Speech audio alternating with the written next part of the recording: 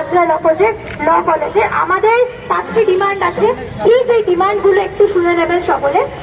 আমরা চাই যে একটা ট্রান্সপারেন্ট ইনভেস্টিগেশন হোক, আর যারা দোষী তাদেরকে এগেইনস্টে একটা সুইফট অ্যাকশন নেওয়া হোক।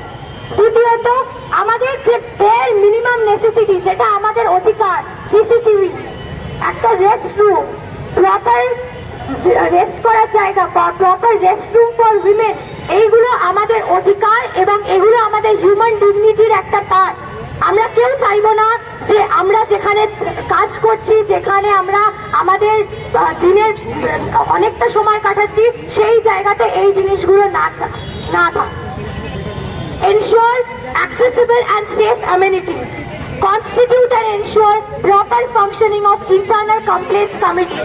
Vishakha guidelines এর director যে একটা internal complaint committee প্রত্যেকটা কলেজ, প্রত্যেকটা ইনস্টিটিউশন, প্রত্যেকটা অফিসে যেটা ডাইরেক্ট করা হয়েছে, আমাদের ডিমান্ড সেই একটা internal complaints committee for sexual harassment যেন প্রত্যেকটা অফিসের, প্রত্যেকটা কলেজ এবং ইনস্টিটিউশনে থাকে।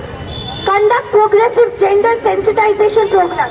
আজকে আমরা সকলে এই কথাটা বুঝতে পারছি যে তিলোত্তমার কাণ্ডটা শুধু একটা আইসোলেটেড ঘটনা না, এটা একটা পার্ট অফ রেপ কালচার। সেহেতু আমাদের যে স্কুল কারিকুলাম আছে, আমাদের নিজেদের যে কারিকুলাম আছে, সেগুলোর মধ্যে জেন্ডার সেন্সিটাইজেশনের প্রোগ্রাম যেন থাকে, আর strict implementation of all legal safeguards for the protection of women and other marginalized group in the workplace.